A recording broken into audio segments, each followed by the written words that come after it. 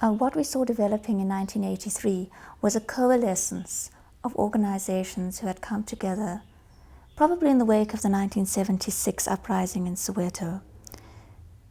Trade unions of a particular kind, various residents' organizations such as the Soweto Civic Association, and political organizations which had opposed themselves to participation in state-created institutions.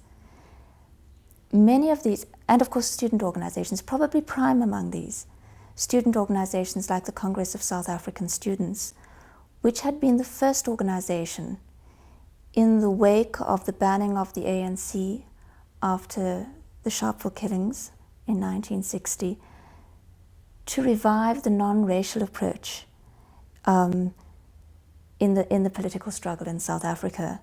In the interim, we'd seen a rise of black consciousness. We had seen most student organizations take this route. And gradually then, from 1978-79 onwards, there was this re-emergence.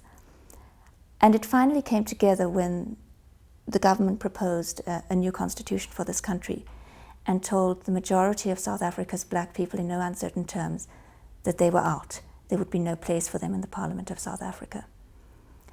And this is basically what we saw. We saw organizations rallying around this perceived constitutional crisis in the country.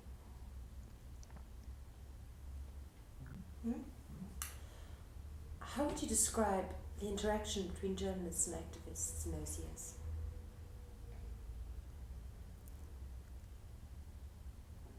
I think for many years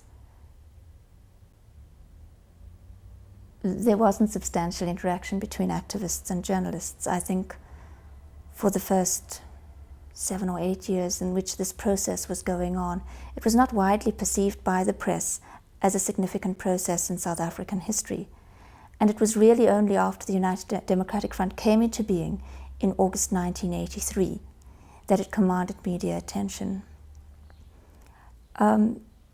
I think that the relationship was a fairly formal relationship in that the organization perceived itself as an organization that was fighting on a national front, and it conducted its press relations on that basis.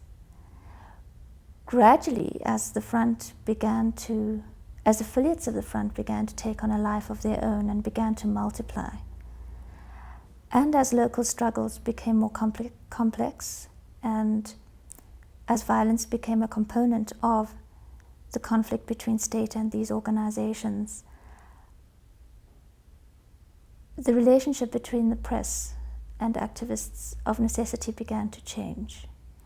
And it certainly changed in the wake of the declaration of a state of emergency, which made it very difficult for activists to function openly and to function according to the accepted norms of publicity that would be set down by organizations. So you would find, for instance, that press conferences would be hastily organized. They would be organized semi-clandestinely. And this very definitely impinged on the credibility of organizations and on the kind of audience that they could reach.